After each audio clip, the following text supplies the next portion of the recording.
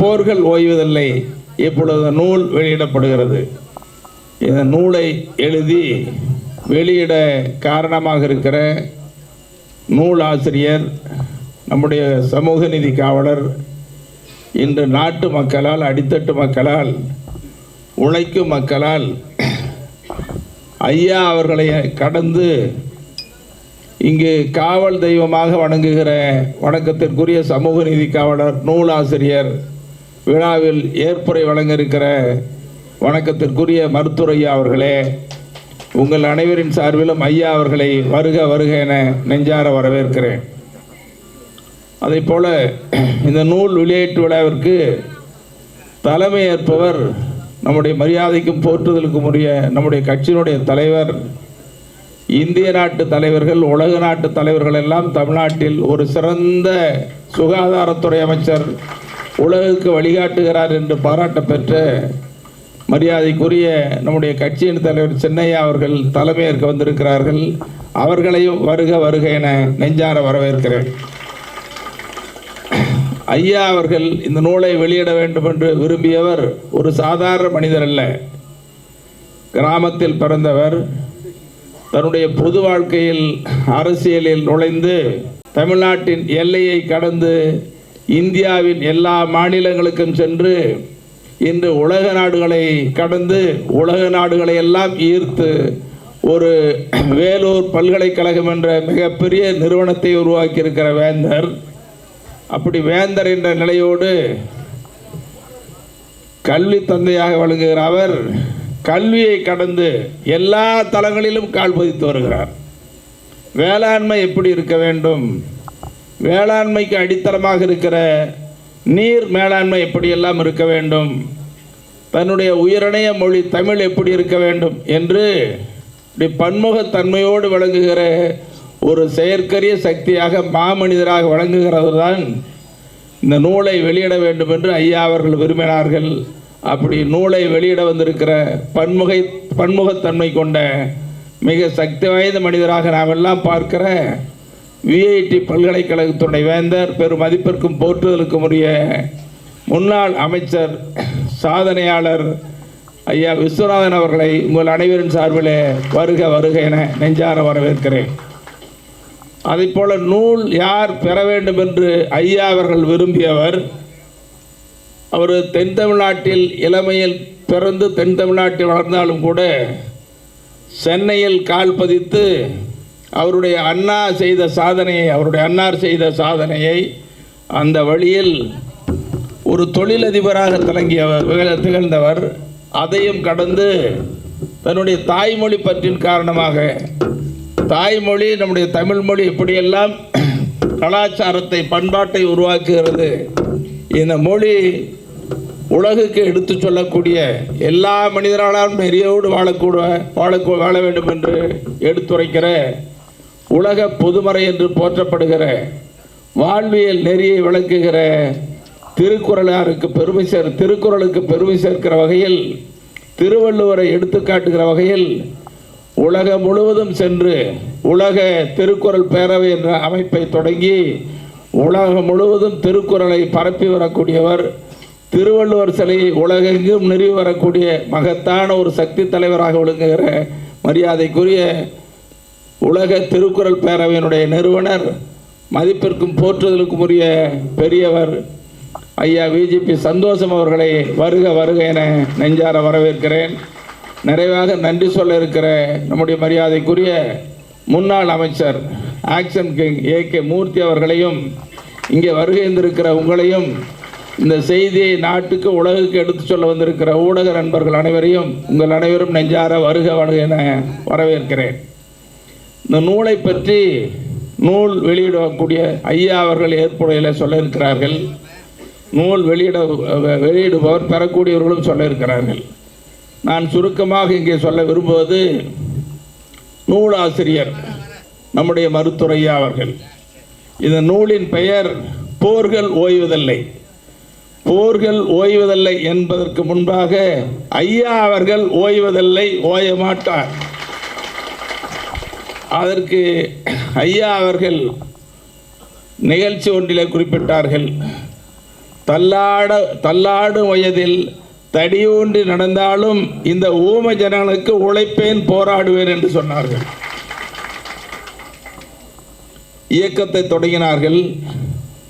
படித்து ஒரு மருத்துவராக பொறுப்பேற்று இந்த மருத்துவ பணி நமக்கு தேவையற்றது, மக்கள் வாழ்வுரிமையை பெற்று தர வேண்டும் என்பதற்காக தன்னை முழுமையாக அர்ப்பணித்துக் கொண்டார்கள். அடித்தட்டு மக்களுக்கு, உழைக்கிற மக்களுக்கு சமூக நீதி கிடைக்க வேண்டும் என்று போராடி கொண்டிருக்கிற தலைவர். சமூக நீதி என்று சொல்லுகிற நேரத்தில் பிரதமராக, குடியரசுத் தலைவராக அல்லது முதலமைச்சராக, ஆளுநராக எந்த பதவிக்கும் இல்லை. எந்த பதவிக்கும் செல்லாமல் இயக்கத்தை நடத்துகிற ஒரு தலைவர் உலக அளவில், இந்திய அளவில் அண்ணல் காந்தியடிகளுக்கு பிறகு ஐயா மட்டும்தான். போராட்டமே வாழ்க்கை. நான் அதிகம் பேசுகிறேன் நினைக்க வேண்டாம், இது சொல்லியாக வேண்டும். அப்படி போராட்டமே வாழ்க்கையாக அமைத்துக்கொண்டு வாழ்ந்து கொண்டிருக்கிற தலைவர் உயிர் மூச்சு தான் தன்னுடைய கொள்கையாக கொண்டிருக்கக்கூடிய தலைவர்.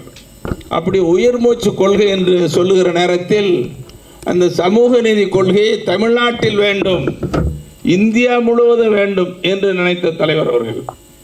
அப்படி தமிழ்நாட்டில் 4 இடஒதுக்கீடுகளை போராடி பெற்றவர். தன்னுடைய அதிகாரத்தால் அல்ல, ஆணை பிறப்பிக்கக்கூடிய அதிகாரத்தில் இல்லை, தன்னுடைய போராட்டத்தாலே இடஒதுக்கீடுகளை பெற்றுக் கொடுத்தார்கள். இன்னைக்கு ஐயா அவர்கள் இந்திய நாட்டின் விடுதலை போராட்டத்தை போல சங்கம் அமைத்து தொடர்ந்து 7 ஆண்டுகள் போராட்டம், 8வது ஆண்டில் நாடே திரும்பி பார்க்கக்கூடிய வகையில், இந்த நாட்டில் யாரும் செய்திருக்காத வகையில் 7 நாள் தொடர் சாலை மறியல் போராட்டம். நீங்கள் எண்ணி பார்க்க வேண்டும். நாடு ஸ்தம்பித்தது, தமிழ்நாடு ஸ்தம்பித்தது, இந்திய நாடு திரும்பி பார்த்தது. உலக நாட்டில் அமெரிக்காவிலிருந்து நியூயார்க் டைம்ஸ் என்ற நாளேடு பாராட்டி எழுதியது.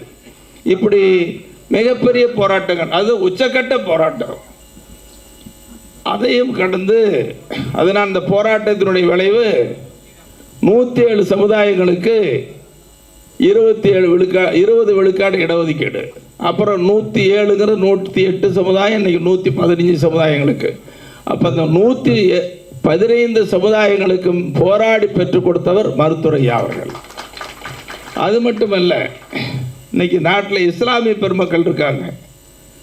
இஸ்லாமியர்கள் ஏதோ ஒரு சிலர் தொழிலதிபர்களாக இருந்தாலும் கூட அவர்கள் அதிகம் படிக்கவில்லை, பீடி சுற்றக்கூடிய தொழிலாளராக இருக்கிறார்கள். இன்னும் சாதாரண உணவகங்களில் வேலை செய்யக்கூடியவர்கள், அவர்களுக்கு வாழ்வுரிமை வேண்டும் என்று அவர்களுக்காக போராடிய தலைவர். இன்னைக்கு தடா சட்டம்னு இஸ்லாமியர்களுக்கு எதிராக ஒரு சட்டம் கொண்டு வந்தாங்க. அதிக நேரம் அதை விளக்கமாக பேசினா ரொம்ப நேரம் ஆகும். இப்படி தடா சட்டம்னு சொன்ன உடனே எல்லாரும் பயந்தாங்க. எல்லாரும் பயந்த நேரத்தில் துணிந்து தடா சட்டத்தை எதிர்த்து தரையில் இறங்கி போராடிய தலைவர் மருத்துவர் ஐயா அவர்கள். அது என்னென்ன போராட்டம்னு சொன்னால் நேரம் இருக்காது. கோயம்புத்தூர்லேருந்து, சென்னையிலேருந்து ஐயாவை பார்த்தா காவல்துறையிலேருந்து எல்லாரும் பயப்படுவாங்க, கிட்ட யாரும் நெருங்க முடியாது. ஆனால் ஐயா முதுகில் ஒரு காவல்துறை தடியடிப்பட்டது, எல்லாரும் துடிச்சு போயிட்டாங்க. அப்படி காவல்துறை தடியடி முதுகிலே பட்டது என்று சொன்னால் இஸ்லாமியர்களுக்காக நடந்த போராட்டத்தில் என்பதை நான் இங்கே நினைவு கூற விரும்புகிறேன். இஸ்லாமியர்களுக்கு இடஒதுக்கீடு வேணும். எத்தனை போராட்டங்கள்! இஸ்லாமியர் இடஒதுக்கீடு வேண்டி 7 மண்டல மாநாடு இஸ்லாமிய அமைப்பு நடத்தலை, ஐயா நடத்தினார். இஸ்லாமியர்களுக்கு போராடி அன்றைய முதலமைச்சர் இடத்துல ரொம்ப கடுமையாக வற்புறுத்தி பேசினார். இறுதி நிகழ்ச்சியில் ஐயா சொன்னாங்க, முதலமைச்சர் கலைஞர் அவர்களே, இனி நான் மாநாடு நடத்த மாட்டேன், 1 வாரத்திற்குள் இடஒதுக்கீடு இஸ்லாமியர்களுக்கு வழங்கவில்லை என்று சொன்னால், அரசாணை பிறப்பிக்கவில்லை என்று சொன்னால், மீண்டும் 7 நாள் சாலை மறியல் போராட்டத்தை போல நான் களமிறங்கி போராடுவேன் என்று ஒரு மகத்தான அறிவிப்பை செய்தார்கள். அதற்கு பிறகுதான் அன்றைய காலையில் 7:30 மணிக்கு கலைஞர் பேசுகிற, மணி என்ன உங்களுக்கு டாக்டருக்கு வேலை இல்லையான்னார்.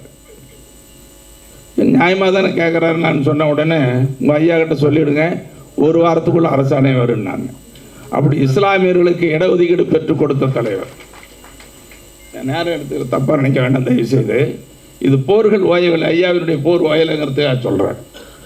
இன்னைக்கு அடித்தட்டு மக்களாக இருக்கிற, இன்னைக்கு கடைநிலை மக்களாக இருக்கக்கூடியவர்கள் அருந்தறிய சமுதாய மக்கள். அந்த அருந்ததி சமுதாய மக்கள் வாழ வேண்டும் என்று ஈரோட்டில் போய் மாநாடு நடத்துகிறாங்க. உயர்நீதிமன்றத்தில் ஐயா வழக்கு தொடர்ந்தாங்க. பல கட்ட போராட்டங்களை எல்லாம் நடத்துகிறாங்க. பல கட்ட போராட்டங்களை நடத்தி இஸ்லாமிய அந்த அருந்ததி அமைப்புகளை எல்லாம் ஒன்றா கூப்பிட்டு வச்சு பேசி அடுத்த ஒரு மிகப்பெரிய போராட்டத்தை அறிவித்தாங்க. அந்த போராட்டத்தை ஐயா நானே களமிறங்கி போராடும் பல கட்ட போராட்டம் நடத்திய பிறகு இறுதியாக ஒரு போராட்டம் ஐயா அறிவிக்கிற நேரத்தில் தான் அறிவித்த அன்னைக்கே உடனே அன்றைய முதலமைச்சர் பேசுகிறாரு, மணி போராட வேண்டாம்னு உங்கள் ஐயா கிட்ட சொல்லுங்கள், அறிவிக்கிறேன்னு சொல்லி உடனே 3 விழுக்காடு இடஒதுக்கீட்டை தமிழக அரசு அறிவித்தது. முதலமைச்சர் அறிவித்தார். ஐயாவினுடைய போராட்ட அறிவிப்பால் தொடர்ந்து போராட்டத்தால் நீங்கள் எண்ணி பார்க்க வேண்டும். இப்படி தமிழ்நாட்டில் இடஒதுக்கீடு இப்போ 10.5 வந்து நிற்கி. அது வேற. அதை கடந்து இந்திய அளவில் நீங்கள் எண்ணி பார்க்கணும். அவர் தமிழ்நாட்டுடைய பிரதமர் இல்லை, இந்திய அளவில் சமூக நீதி வேண்டும் என்று ஐயா ஒவ்வொரு மாநிலத்துக்கும் போனாங்க.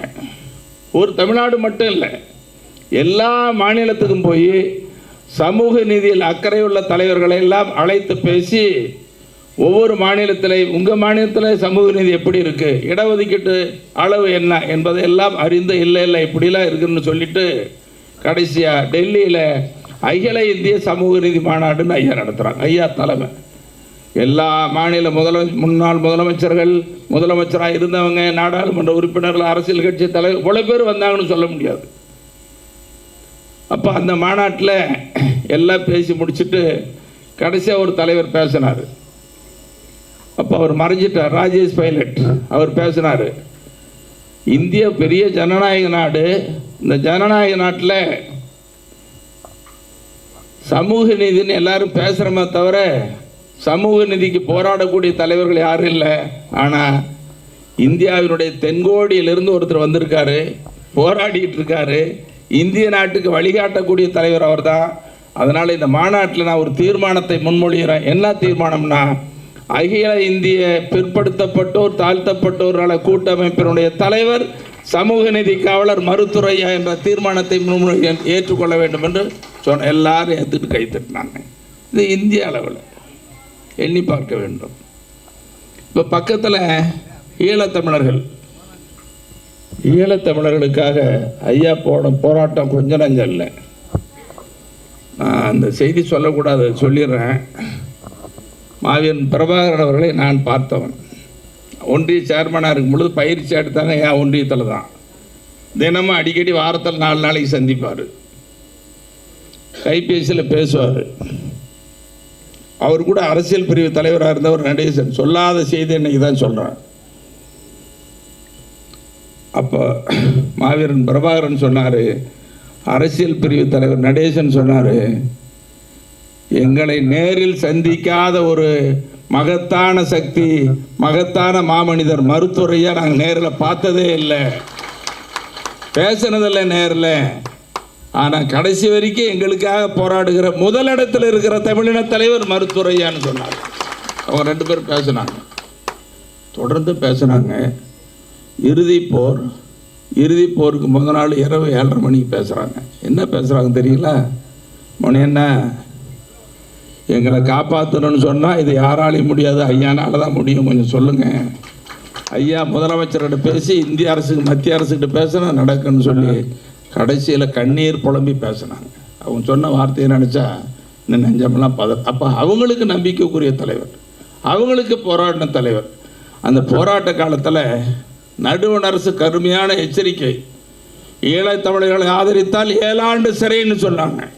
ஐயா சொன்னாங்க, 7 ஆண்டு என்னையா, 70 ஆண்டு சிறைக்கு செல்வதற்கு தயார், நான் செல்வேன், என் மகன் செல்வார், என் பேரன் செல்வார். எங்கெல்லாம் என்ன துணிச்சல் பாருங்க. தென் மாவட்டங்களில் ஐயா இயக்க ஆரம்பித்து சில ஆண்டுகளில் தென் மாவட்டங்களில் மிகப்பெரிய கலவரம், சமுதாய கலவரம், 2 சமுதாயத்துக்கு கடுமையான கலவரம். அங்கே போகிறது முடிச்சிடறேன். தென் மாவட்டங்களில் கடுமையான போராட்டம், சமுதாய கலவரம், உயிர் சேதம் ஏற்படுது. மக்கள் எங்கேயும் வெளியில் நடமாட முடியல, எல்லாம் பயந்தாங்க. இப்போ துணிஞ்ச நேரில் போய் பார்த்தாரு, எல்லாம் போகிறதுக்கு பயந்தாங்க. அந்த கலவரத்தில் போய் நின்று எல்லாத்தையும் பார்த்து சமாதானப்படுத்திட்டு நேராக சென்னைக்கு வந்து ஆளுநரை பார்த்து உடனடியாக கலவரத்தை நிறுத்தினேன், சமாதான பேச்சுவார்த்தை நானே செய்கிறேன்னு. அப்போ அந்த 2 சமுதாய தலைவர்களையும் அழைத்து பேசி ஒரு சமாதானத்தை உருவாக்கியவர், அந்த போர்களை ஓய வைத்தவர் மருத்துவர் ஐயா அவர்கள். இந்த நாட்டில் மனித சமுதாயம் சீரழிவதற்கு மது, இந்த மதுக்காக ஐயா நடத்தின போராட்டம் இருக்கு. எத்தனை போராட்டங்கள், சாதாரண போராட்டம் இல்லை, அவ்வளோ போராட்டம். ஒவ்வொரு மாவட்டத்திலையும் போராட்டம், சென்னையில் போராட்டம். ஒரு போராட்டத்தை சொல்கிறேன். காந்தி பிறந்த நாள் அக்டோபர் 2 அன்னைக்கு இன்னைக்கு ஒரு பெரியவர் வாழ்ந்துக்கிட்டு இருக்கார், பெரியவர் குமரி ஆனந்தன் அவர்கள். அவரையும் அழைச்சார். காந்தி பிறந்த நாள் காந்தி சிலையை வச்சுட்டு தமிழ்நாட்டில் இருக்கிற விதவைகள்லாம் அழைச்சார் ஐயா. ஆயிரக்கணக்கான விதவை பெண்கள் வந்தாங்க.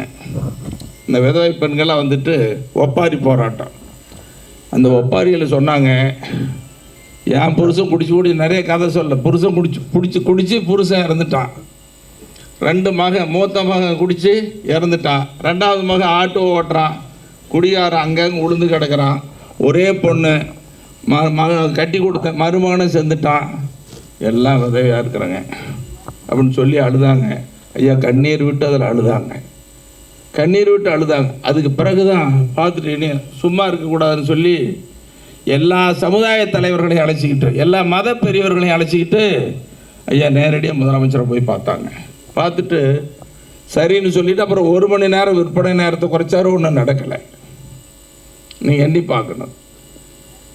இன்றைக்கி இந்த பன்னாட்டு நிறுவனங்கள் தமிழ்நாட்டில் சில்லறை வணிகத்தில் நுழையுது. வந்த எல்லா சில்லறை வணிகமும் வீணாக போயிடும். அப்புறம் இந்த நாடார் சமுதாய அமைப்பு இருக்குது, அவங்ககிட்டலாம் ஐயா பேசினாங்க. மனசோட அதிகம் தைரியமாக இருங்க, நான் இருக்கிறேன்னு சொல்லிட்டு சென்னையில் 1 வார கால போராட்டம். சில்லறை வணிகத்தில் பன்னாட்டு நிறுவனங்கள் கூடாதுன்னு சொல்லி 1 வாரம் தொடர்ந்து போராட்டம் சென்னையில். யாருக்காக? இந்த சில்லறை வணிகர்களுக்காக. இப்படிப்பட்ட போராட்டம். தமிழ் உட்பட எல்லா மொழிகளும் ஆட்சி மொழியாக்கப்படணும், அதுக்காக போராட்டம். டெல்லியில் மாநாடு, டெல்லியில் போராட்டம். ஐயாவினுடைய தொடக்க வாழ்க்கையில் போராட்ட காலத்தில் டெல்லியில் அன்றைக்கு பிரதமராக இருந்தவர் அழைச்சி பேசுகிறாங்க. நேரில் வந்து பேசுகிறாங்க. நீங்கள் போராடாதீங்க, போராட்டத்தை கையை விட்டுருங்க. உங்களுக்கு மத்திய அமைச்சர் பதவி வேணுமா, ஆளுநர் பதவி வேணுமா, நான் தர்றேன்னு சொன்னோன்னே ஐயாவுக்கு வந்ததே பார்ப்போம். ஏன் ஆளுநர் பதவியை கேட்டேன் நான், மத்திய அமைச்சராக ஓடுங்க, மக்கள் வாழ்ன்னு என்னுடைய வாழ்க்கை போராட்டம். நான் ஒரு போராளி. விரட்டி அடித்தார். கவர்னர் மத்திய அமைச்சர் பதவி தேடி வந்தால் யாராவது வேண்டான்னு சொல்லுவாங்களா? போராட்டமே வாழ்க்கை. நம்ம பாலாறு ஓடிக்கிட்டு இருக்கு, நீ பாலா போச்சு அந்த ஆறு. அந்த ஆற்றுல தடுப்பணை கட்டுறாங்க. போராட்டம். இது 1-2 தான் நான் குறிப்பிட்டு சொல்கிறேன். முடிச்சிருக்கேன் அவ்வளோதாங்க. அந்த பாலாத்தில் தடுப்படை கட்டக்கூடாதுன்னு சொல்லி 7 நாள் போராட்டம் பண்ணாங்க. பாலாத்து தண்ணியில் இறங்கி நின்றுக்கிட்டு போராட்டம். இதெல்லாம் ஏன்னு சொன்னால் போர்கள் ஓய்வுதல்லைன்னு தானே எழுதியிருக்காங்க. 54 தலைப்புகளில் எழுதியிருக்காங்க. இந்த புத்தகத்தை நீங்கள்லாம் படித்து பார்க்கணும். இப்படி போர்கள் ஓய்வுதல்லை என்பதில் 54 தலைப்புகள். அது குறைச்சி தான், 100 கணக்கில் வரும். 500-1000 போராட்டங்கள் இருக்குது, ஆனால் குறைச்சி தான் எழுதியிருக்குது. 54 தான். இந்த 54 தலைப்புகளில் இருக்கிற அந்த போர்கள் ஓய்வுதல்லை என்பதை நீங்கள் படிக்கணும். அதாவது உலகத்தில் மனிதன் பிறப்பதும் வாழ்வதும் மறைவதும் நியதி. அதில் வாழ்வில் வரலாற்றில் நிலைத்து நிற்பவர்கள் சிலர் மட்டுமே. நிலைத்து நிற்கிற மகாசக்தி மாமனிதர் மருத்துவர் ஐயா அவர்கள் என்பதை நாளை வரலாறு சொல்லும். யார் பதவிக்கு போகாமல் இயக்கம் நடத்துகிறாங்க? யார் போராட்டமே வாழ்க்கையை அமைச்சு கொண்டுட்ருக்காங்க? நான் கொஞ்சம் தான் சொன்னேன், நேரம் இல்லை. தோன்றி புகழோடு தோன்றுக அக்திலர் தோன்றில் தோன்றாமல் என்று வள்ளுவர் சொன்னார். நம்ம ஐயா சந்தோஷம் சொல்லிக்கிட்டு இருக்கிறாரு. அதுக்கு இலக்கண மருத்துவர் ஐயா அவர்கள், சான்று மருத்துவர் ஐயா அவர்கள். அதையெல்லாம் நீங்கள் எண்ணி பார்க்க வேண்டும். ஆகவே இப்படி பேசணும்னு நிறைய பேசிடலாம். ஐயா ஒரு 5-6 முறை கையை காட்டிட்டாங்க உட்கார சொல்லி, சென்னையாக பார்த்துட்டு இருக்கிறாங்க முடிக்க சொல்லி. அதனால் நீங்களும் அவங்க பேசுகிறத கேட்கணும். என்னை விட்ட நேரம் பேசிகிட்டே இருப்பேன். ஏன்னா ஐயா கூட இருந்ததுனால எவ்வளோ போராட்டம், எத்தனை போராட்டங்கள், வாழ்வே போராட்டம் என்று போராடி கொண்டிருக்கிற ஐயாவினுடைய போர்கள் ஓய்வதில்லை என்ற நூலை நீங்கள் படிக்க வேண்டும். போர்கள் ஓயவில்லை, போர்கள் ஓய்ந்தாலும் ஐயா அவர்கள் ஓய மாட்டார்.